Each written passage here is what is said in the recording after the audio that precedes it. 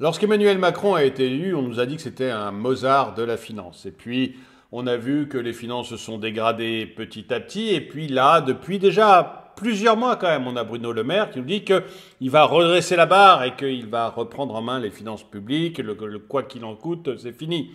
Et puis, on a aussi Gabriel Attal, là, qui tout récemment nous a dit qu'il allait s'attaquer à la fraude sociale et puis à la fraude fiscale. Et on a eu beaucoup comme ça de phrases un peu va-t-en-guerre sur les finances publiques. On allait prendre le taureau par les cornes et ramener ces finances publiques dans une zone raisonnable. Eh bien, Pierre Moscovici, qui est le premier président de la Cour des comptes, n'y croit pas une seconde. Lui, il a dit que ce serait une catastrophe, nos finances publiques, et que 2023 serait au mieux, une année blanche, et qu'il fallait absolument maintenant s'attaquer à la dette parce qu'on avait des engagements et qu'on risquait vraiment d'avoir des gros problèmes si on ne mettait pas tout à plat très rapidement.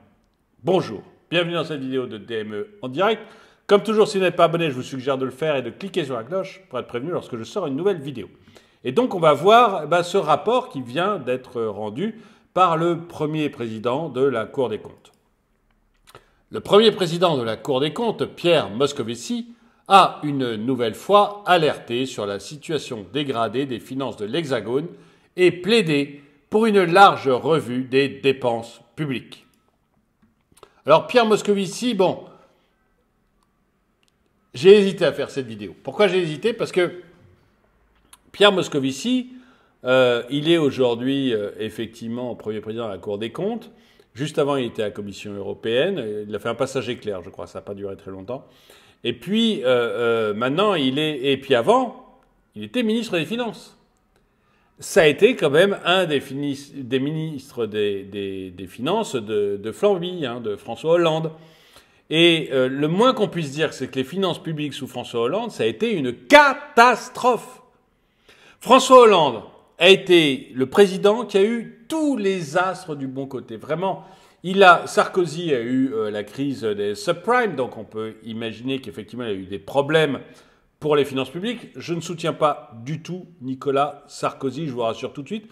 Je trouve que comme tous les présidents depuis Valéry Giscard d'Estaing, ils ont fait n'importe quoi avec les finances publiques. Donc, je ne le soutiens pas. Mais lui a une petite excuse qui est la crise des subprimes. Bon.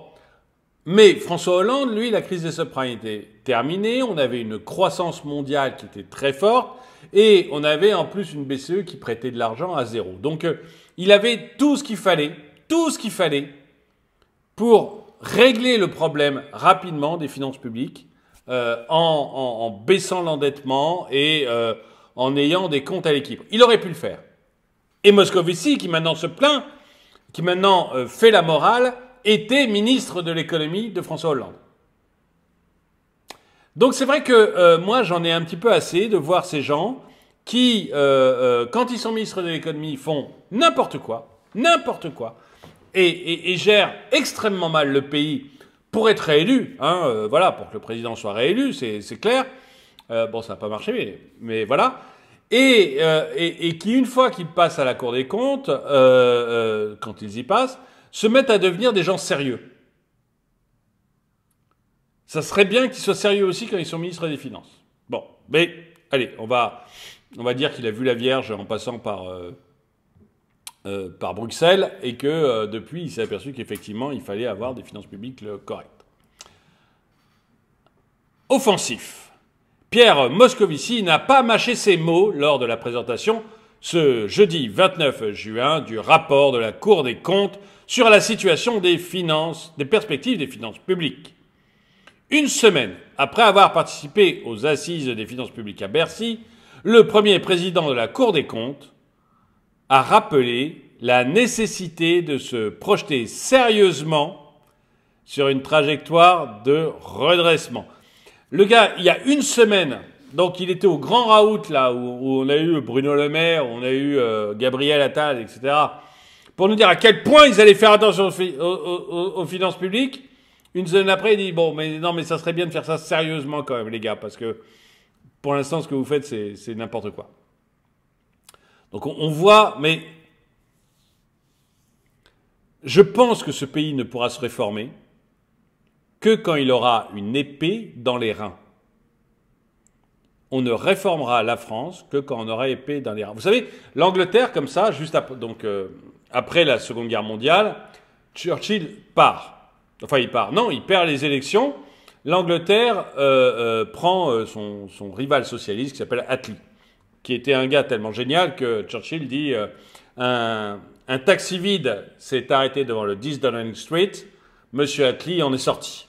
Voilà, donc c'est dire si le gars avait de l'épaisseur. Bon, donc, Churchill était désagréable avec tout le monde. Donc voilà, mais l'Angleterre décide de quitter le côté sérieux et les conservateurs donc, et d'aller vers le côté socialiste. Ils Attlee. Et les finances publiques anglaises ne vont pas bien. C'est le moins qu'on puisse dire, ça se passe pas bien. Bon, à tel point qu'à un moment, l'Angleterre ne se réforme pas. Hein. On vote toujours travailliste, etc. Bon.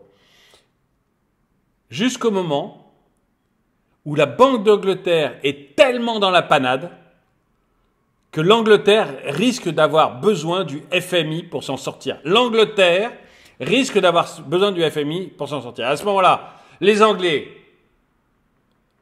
réagissent et ils élisent Margaret Thatcher. Alors je sais qu'il y en a beaucoup d'entre vous qui ont une mauvaise image de Margaret Thatcher, qui se dit que c'était catastrophique. Je rappellerai deux choses. La première, c'est que Margaret Thatcher a toujours été réélue.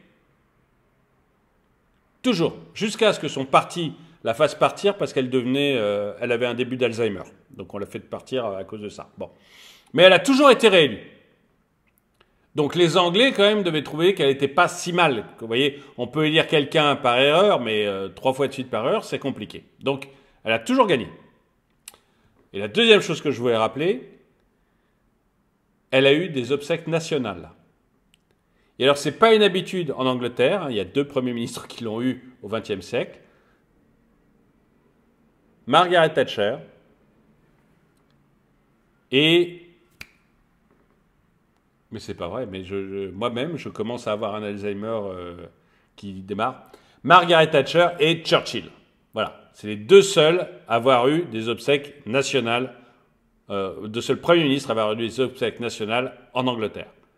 Donc, quelque part, l'Angleterre a dû trouver que Thatcher, c'était quand même pas si mal si on arrive à la comparer à Churchill, vous voyez. Donc, en fait, l'Angleterre a eu besoin, pour sortir de la crise énorme où elle était, le FMI était à sa porte, elle a attendu ce moment-là pour élire quelqu'un qui est capable de la sortir. Et depuis, elle s'est complètement transformée. Et c'est plutôt une bonne chose, à tel point que Tony Blair, qui a été le travailliste, qui est arrivé après Thatcher, donc vous avez Thatcher, puis vous avez John Major, qui est du camp Thatcher, qui prend le pouvoir après Thatcher, puisqu'on l'a fait partir pour ses débuts d'Alzheimer. Et juste après, il perd, John Major, et c'est Tony Blair qui est élu. Et Tony Blair, travailliste, va dire aux Français même, une politique économique, c'est ni de droite ni de gauche. Ça marche ou ça ne marche pas. Alors, en France, évidemment, on ne l'a pas applaudi quand il a raconté ça, mais c'est exactement ça, quoi. Il a fallu, vous voyez, passer par quelque chose de terrible pour que derrière, on puisse enclencher quelque chose qui fait que même la gauche s'est dit, mais en fait, mais en économie, mes beaux principes, je m'en fous. Ce que je veux, c'est que les pauvres aient un boulot. Donc, je prends les principes libéraux. Tony Blair avait des principes libéraux, enfin libéraux au sens français, hein, parce qu'au sens américain, libéraux, c'est complètement différent, mais libéraux au sens français, c'est-à-dire que voilà, c'est le libre marché, quoi. Voilà. Et vous savez qu'en Allemagne, Gerhard Schröder donc, a fait passer... c'est lui qui a fait passer, vous savez, toutes les lois Schröder qui ont permis derrière que l'Allemagne redevienne compétitive et qui ont permis des très très bonnes années qui ont suivi. Bon là, ça s'arrête parce qu'ils font des grosses baisses sur l'énergie, mais donc c'est Gerhard Schröder qui a fait ça. Et il a dit qu'il allait mettre en place l'économie sociale de marché. Alors l'économie de marché, tout le monde sait ce que c'était. Et on lui a demandé, mais pourquoi... Parce qu'il était de gauche, hein. On lui a demandé, mais pourquoi social? Il a dit, bon, comme ça passe. Donc, donc voilà. Donc, mais c'est juste des petites remarques, voilà, un peu d'historicité. Je pense que ce pays n'arrivera à se réformer que quand il aura une épée dans les reins, comme le FMI, et qui sera absolument forcé de le faire. Mais à ce moment-là, ça fera très mal. Comme l'extrême de gauche de Tsipras en Grèce, c'est-à-dire que quand c'est vos créanciers qui vous obligent à changer, vous pouvez arriver avec un référendum de la population qui dit « je veux ne pas changer », c'est ce qu'a fait Tsipras, donc qui était de l'extrême gauche grecque qui a été élu, et qui a fait faire un référendum à sa population pour dire « on ne veut pas les changements que nous impose le FMI et nos créanciers », eh bien, il est reparti avec son bout de papier et on lui a dit, mais on s'en fout, on va quand même les faire. Enfin, tu vas quand même les faire parce que sinon tu peux pas payer tes fonctionnaires à la fin du mois et on verra à quel point ils vont t'accueillir avec le sourire quand tu n'arriveras pas à payer tes retraités et tes fonctionnaires. Donc, si tu veux nos sous, tu fais les réformes. Et donc, il a été obligé de faire les réformes. Bon, mais voilà, c'est un peu d'histoire. Mais je pense malheureusement que la France va être forcée de faire ça et que va en arriver là et que quand on arrivera là, bah, ça fera extrêmement mal, ça sera très douloureux. Jusqu'après, pendant de très longues années comme en Angleterre, la question sera réglée et les gens auront ouvert les yeux et qu'on pourra avancer normalement. Donc, dites-moi ce que vous en pensez. Hein. Si vous n'êtes pas d'accord avec moi, dites-le moi dans les commentaires. Hein, mais je pense vraiment qu'on n'aura pas le choix là-dessus. Voilà. Parce que pour l'instant, en fait, on a des gouvernants qui nous disent « oui, oui, on va tout changer ». Moi, franchement, je l'entends, mais depuis... alors, consciemment, depuis Sarkozy. Hein, parce qu'il y avait un président de la Cour des comptes à l'époque qui disait les choses et qui était très bien, qui était un ancien socialiste, il était très bien. Il disait les choses et j'entendais le gouvernement dire « oui, oui, on va faire bien, on va tout remettre d'équerre, etc. » Et puis qui est retourné dans ses travers de dépenser plein d'argent tout le temps, etc. Je pense que ça a dû être la même chose sous Mitterrand, je pense que ça a dû être la même chose sous Chirac, mais j'étais un peu jeune, donc je ne suivais pas trop ces choses-là. Mais voilà, on a vraiment des gouvernants qui vous disent « oui, on va faire les choses sérieusement ». Combien de fois Bruno Le Maire nous a dit le quoi qu'il en coûte, c'est fini, on va reprendre les choses en main. Et puis le mois d'après, il a annoncé de nouveau une dépense pharaonique. Donc voilà, je pense qu'on n'y arrivera pas avec ces gens-là, pas tant qu'ils n'auront pas le FMI derrière eux qui les obligera à faire quelque chose.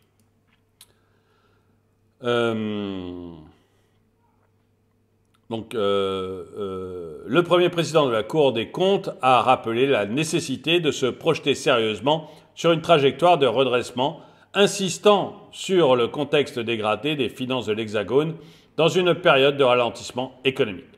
Pour la Cour des comptes, la situation française demeure particulièrement préoccupante. Le déficit est resté en 2022 à un niveau très élevé, à 4,7 points du produit intérieur brut, pointe la Cour. Et c'est du produit intérieur brut, c'est d'un truc qu'on ne vous dit pas souvent, parce que vous ne l'avez pas en tête, mais on devrait calculer le déficit en fonction du budget de l'État. Pas en fonction du produit intérieur brut, parce que ça, en fait, on le calcule en fonction du produit intérieur brut, mais c'est un peu comme si tout l'argent produit en France appartenait à l'État. En fait, on le prend en fonction du produit intérieur brut parce qu'on se dit on pourra toujours taxer les gogos. L'État pourra toujours taxer les gogos, donc 4,5% du PIB. Ah non, bah non. Ça devrait être 4,5% du budget de l'État. Alors là, on serait pas. Le problème, c'est qu'on ne serait pas à 4,5, vous voyez, on serait à 20, 30, 40%. J'ai pas fait le calcul. Mais vous voyez que ça serait moche quand même, hein, si vous entendiez « Ah, l'État, il dépense 20, 30, 40% de plus que ce qu'il gagne », vous diriez « Non, mais il y a un problème là quand même ».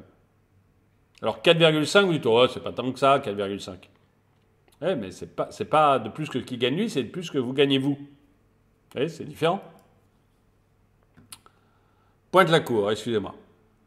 Une situation qui s'explique notamment par les mesures de soutien aux ménages prises par le gouvernement ces derniers mois, à l'instar du bouclier tarifaire et de la prime à la pompe. Vous voyez, non mais... Alors, oui, ça vous... Enfin...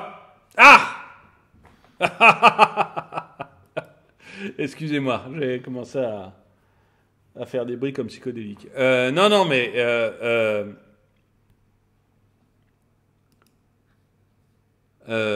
une situation qui s'explique notamment par des mesures de soutien aux ménages prises par le gouvernement, à l'instar du bouclier tarifaire et de la prime à la pompe. Comment le dire en étant gentil et sans s'énerver, quoi? Le bouclier tarifaire, pourquoi on l'a? À cause du prix européen de l'énergie. Et à cause de vos âneries sur les éoliennes. Si vous revenez à un fonctionnement normal de l'énergie, c'est-à-dire vous sortez du prix européen de l'énergie, immédiatement le coût de l'électricité baisse en France. Donc il n'y a pas besoin de bouclier tarifaire. Si vous arrêtez vos couillonneries d'éoliennes, qui coûtent extrêmement cher, qui sont totalement subventionnées et qui en plus nécessitent derrière de créer des centrales à charbon ou des centrales à gaz ou des centrales thermiques d'une manière générale pour pouvoir compenser le fait que l'éolienne ne marche que 25% du temps, si vous arrêtez ce genre de choses, vous obtiendrez un prix beaucoup plus intéressant de l'électricité. Et quand je disais tout à l'heure sortir du prix européen de l'énergie, c'est juste revenir à ce qu'on faisait en France. Vous voyez, c'est pas inventer des trucs. On revient juste à l'électricité telle qu'on le calculait avant en France.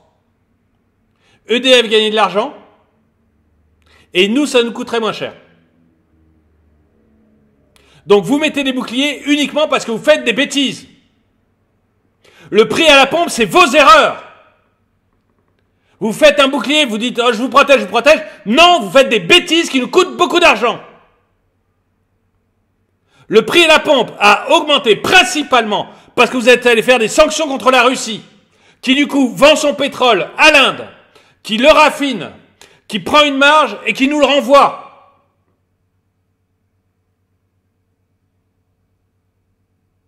On n'aurait jamais eu ces hausses d'essence si vous n'avez pas fait ces bêtises-là. Alors c'est beau de vous dire que vous nous protégez, mais en fait non, vous nous coûtez de l'argent. Une première fois en faisant augmenter le prix de l'essence, une deuxième fois avec des boucliers qu'il va falloir rembourser. Et ce qui m'agace, c'est quand des journalistes gobent ce genre de trucs.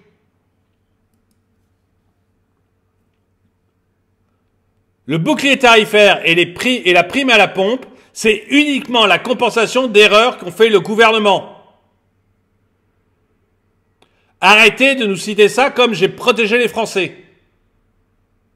Vous avez fait des erreurs, vous les avez payées cash, et nous on va devoir les rembourser en impôts.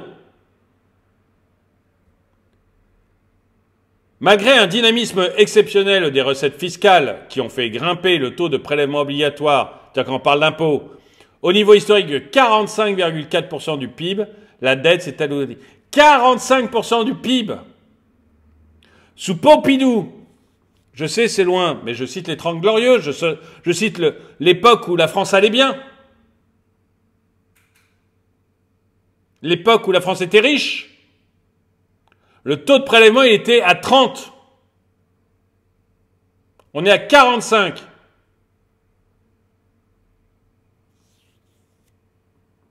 C'est délirant. On est le pays le plus taxé. En plus, pardon, en plus, on a le président qui s'en est vanté lors du dernier congrès là avec les chefs d'État pour essayer de faire des taxes mondiales parce qu'ils ne pensent qu'en taxes ces gens-là. Il s'est vanté d'être un des deux pays où il y avait le plus de taxes au monde.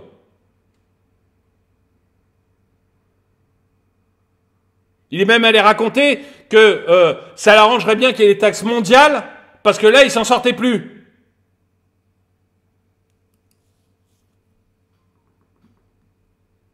Il essaye de faire passer ça avec l'écologie.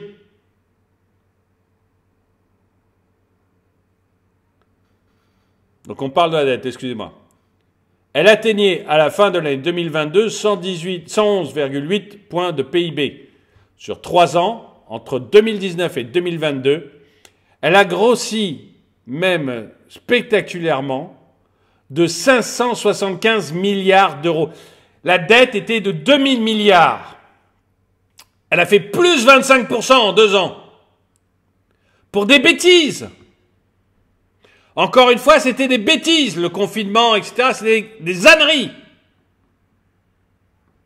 C'était acceptable 15 jours quand on ne sait pas ce qui se passe. Mais après, ce n'était plus acceptable.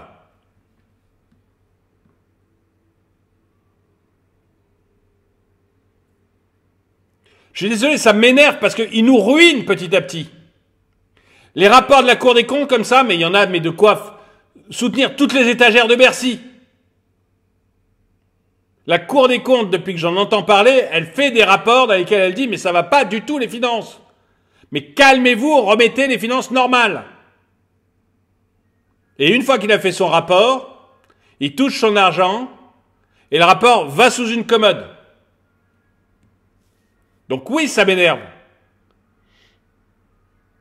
Les impôts augmentent, les entreprises fuient la France parce que on ne gagne pas assez d'argent en France à cause des impôts. Le peuple s'appauvrit. Mais on continue et on continuera jusqu'à ce que le FMI vienne à nos portes. Et qu'on soit enfin devenu un pays du tiers-monde, parce que c'est ça la volonté. C'est ça la volonté. C'est de nous transformer en pays du tiers-monde, c'est pas possible autrement. Enfin non, mais je suis pas complotiste, hein. Je pense beaucoup plus que la volonté, c'est tout simplement d'être réélu. Enfin, certains d'entre vous penseront peut-être que c'est nous faire de nous un pays du tiers-monde, dites-le moi dans les commentaires, mais je pense que leur volonté, c'est d'être réélu. Et que c'est très facile d'être réélu en donnant plein de fric à tout le monde. C'est beaucoup plus difficile de l'être en disant, faut faire des efforts. Thatcher y est arrivée, hein. Elle a été réélue tout le temps. En disant aux gens, faut faire des efforts, parce que les gens ont vu que derrière, ils gagnaient beaucoup plus d'argent. Ils s'enrichissaient.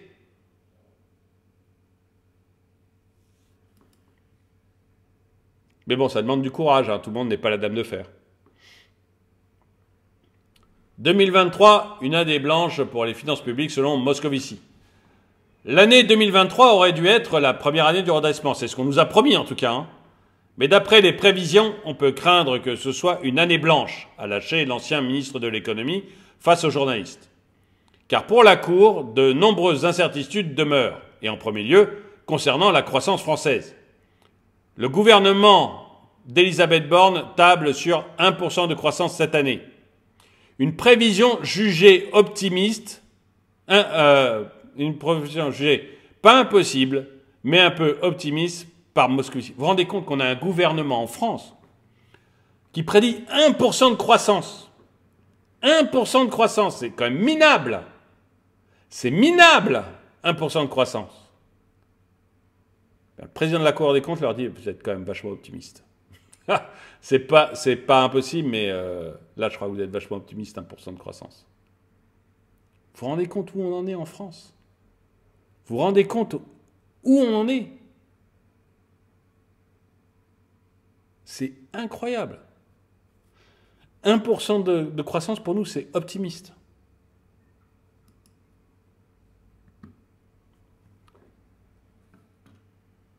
Les recettes publiques devraient également marquer un net ralentissement, a prédit le premier président à la Cour des comptes. Selon l'institution, ce n'est véritablement qu'à partir de 2024 que les réformes engagées par le gouvernement, comme la réforme des retraites ou de l'assurance chômage, prendront véritablement effet sur le plan financier. C'est nous qui allons payer, quoi. C'est nous qui allons payer en bossant 2 ans de plus ou en touchant moins au chômage.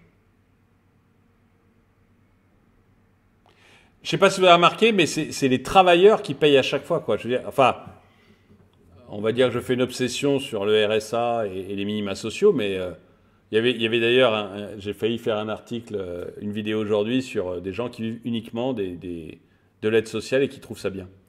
Mais bon, tant pis, je le ferai peut-être un autre jour, mais bon, voilà. Je ne veux pas stigmatiser non plus, mais la réforme des retraites et de l'assurance chômage, ça concerne ceux qui bossent, hein. Et encore une fois, moi, j'ai rien contre les handicapés, que s'ils ne peuvent pas travailler, qu'on les subventionne, très bien. Le tétraplégique, il ne peut pas travailler, on le subventionne, très bien.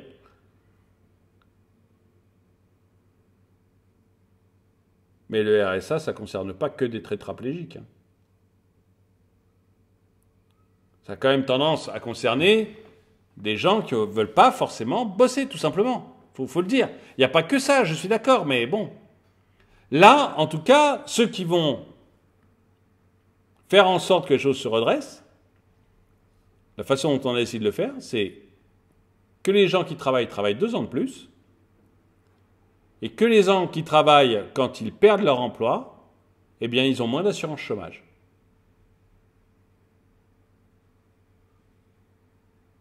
Je n'ai pas vu là-dedans la réforme du RSA, la réforme des minima sociaux, la réforme enfin, de tous ceux que l'on entretient. Pas vu.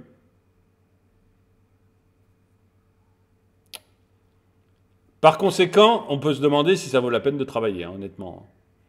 Par conséquent, les sages de la rue Cambon anticipent que le déficit non seulement ne va pas se réduire cette année, mais il devrait même repartir à la hausse et atteindre 4,9% de PIB. Je vous dis, on bougera que quand on aura le FMI à notre porte. S'attaquer au déficit structurel. Alors, comment faire pour redresser la barre? Pour mener à bien le rétablissement des finances publiques, la Cour insiste sur la nécessité de s'attaquer au déficit structurel, qui représente 4 points de PIB. Oui, mais le déficit structurel, j'entends ça depuis Sarkozy. Il faut régler le problème du déficit structurel. J'entends ça depuis Sarkozy. On le fait pas, c'est tout.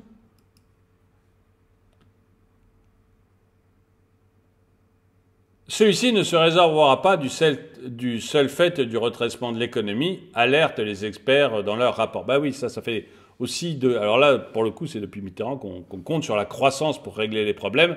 Et puis la croissance, elle s'en va pas. Vous voyez, 1%, on est déjà content si on arrive à les faire. Sa diminution nécessitera un effort de maîtrise de la dépense, d'autant plus important que l'année 2022 a marqué un retournement probablement durable des charges d'intérêt qui ont augmenté de près de 15 milliards d'euros en lien avec l'inflation. Alors je vous ferai une vidéo un jour sur le fait qu'on emprunte, les emprunts français sont de plus en plus indexés sur l'inflation. Il y a des gens qui trouvent ça scandaleux, qui m'ont dit fais une vidéo, c'est promis, je l'ai et on va faire une vidéo dessus.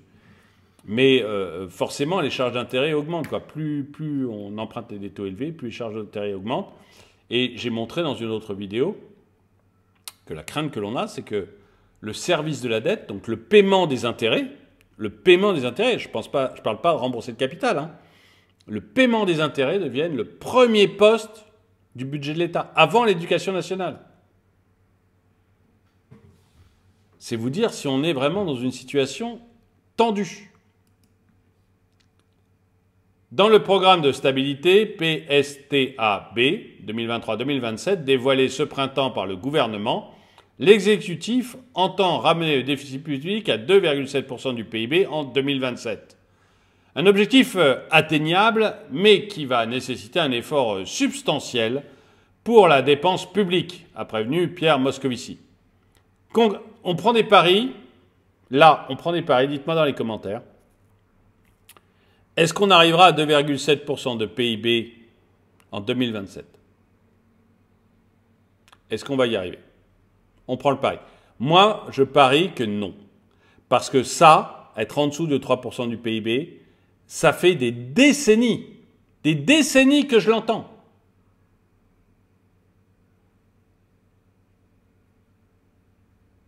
Et pour l'instant, aucun n'y est arrivé.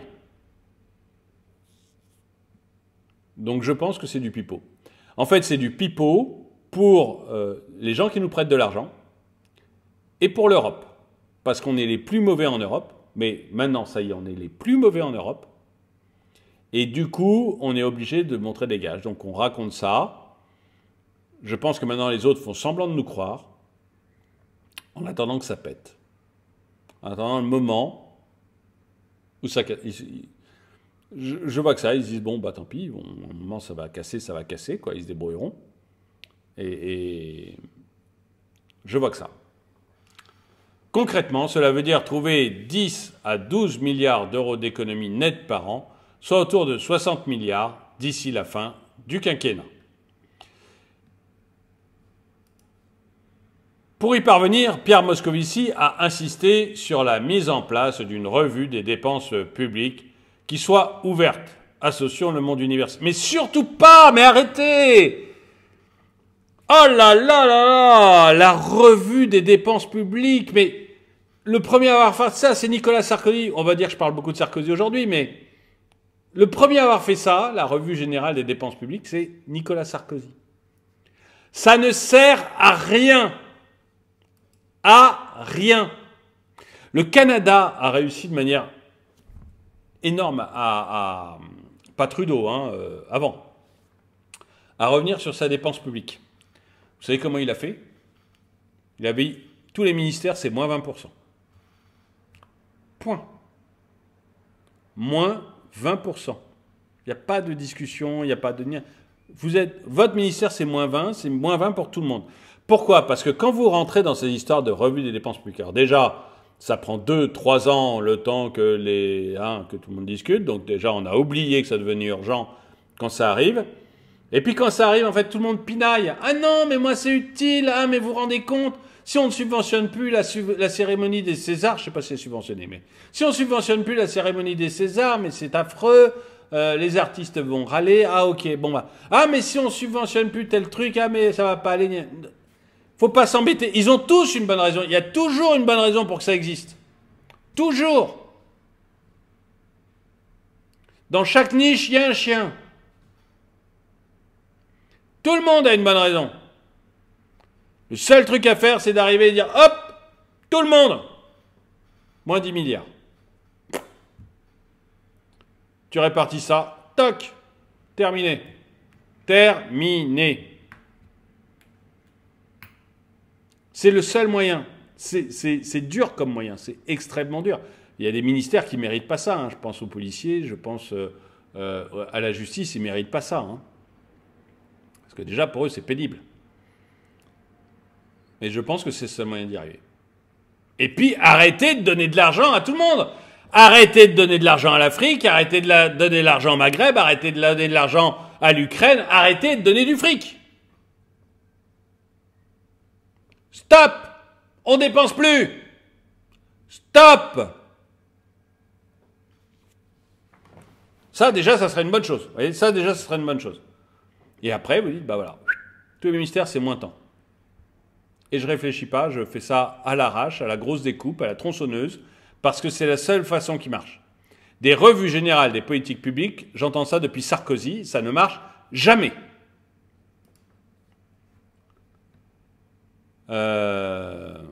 Associant le monde universitaire, en plus, alors là, vous en sortirez sûrement jamais. Si vous prenez les universitaires, vous en sortirez. D'abord parce qu'ils sont tous de gauche ou d'extrême gauche, et en plus parce que, franchement, dans le genre lunaire et tendance à tout intellectualiser, il n'y a pas mieux. Donc, non. Et qui s'attarde sur la qualité de la dépense publique, surtout pas. Surtout pas. Si vous mettez des critères de qualité, vous êtes mort. Un coup près énorme. C'est mauvais, c'est dégueulasse, c'est pas bien. Mais ça marche. J'en ai marre des trucs fumeux qui ne marchent jamais. Le défi paraît immense. Ouais, bah surtout si tu le prends comme ça, mon père. Sans dévoiler des pistes d'économie précises à ce stade, la Cour présentera la semaine prochaine 9 notes thématiques sur des sujets où il existe de potentielles marges financières. Logement, logement, tu peux économiser énormément parce que toute subvention dans le logement finit dans la poche du promoteur immobilier. Toutes, les APL, etc. Ça, c'est documenté en économie, on le sait. Les APL finissent dans la poche du promoteur immobilier. Donc là, effectivement, tu peux faire des grosses économies sur des trucs comme ça. Les dépenses fiscales, ça veut dire qu'on va augmenter vos impôts.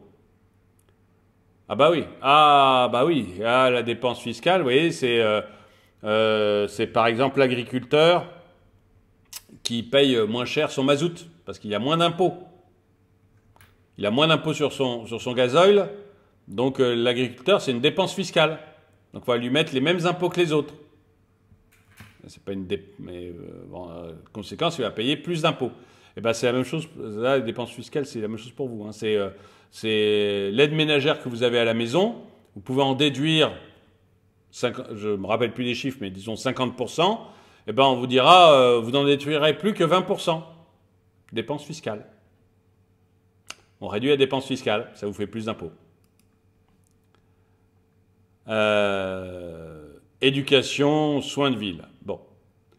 Autant de sujets sur lesquels la Cour entend convaincre le gouvernement de faire mieux avec moins d'argent public. Et c'est surtout ça le truc, il faut faire mieux avec moins d'argent public. Mais alors, vraiment, dites-moi si vous êtes d'accord avec moi dans les commentaires, mais moi je suis pour sabrer. C'est-à-dire, ce que je vous expliquais tout à l'heure, on coupe, on coupe, on coupe, on réfléchit pas, on regarde pas la qualité, on regarde pas l'intérêt, le désintérêt, on s'en fout. On coupe. Si on doit faire 10% d'économie, c'est moins 10% pour tout le monde. Et voilà. Et après, et si vous voulez, on reviendra dans une logique. On reviendra dans une logique, non mais il faut plus d'argent à la police, non mais il faut plus d'argent à ceci, non mais il faut plus d'argent à ça. Après, quand vous avez mis votre budget à l'équilibre, l'année où vous coupez, c'est l'année où vous mettez votre budget à l'équilibre. Vous sabrez un grand coup, budget à l'équilibre. Et l'année suivante, comme votre budget est à l'équilibre, et que vous, forcément l'argent augmente, puisque tous les ans vous faites de la croissance, et bien à ce moment-là, vous réétudiez les choses et vous dites tiens, je vais en mettre un peu plus à la police. Ou à la justice, je dis la police comme ça, parce qu'on est en période d'émeute en France, alors je pense à la police, mais ou à la justice. Il n'y a que ça. Il n'y a que ça. C'est pas la peine d'essayer de rentrer dans de la masturbation intellectuelle. Ça ne marchera pas. On m'en parle de ces revues de politique publique depuis Nicolas Sarkozy. Ça ne marche pas. Alors, dites-moi ce que vous en pensez dans les commentaires. En tout cas, merci d'avoir regardé la vidéo. Mettez-lui un pouce vers le haut, commentez-la, partagez-la. Merci à tous ceux qui soutiennent la chaîne. Et moi, je vous dis à très bientôt.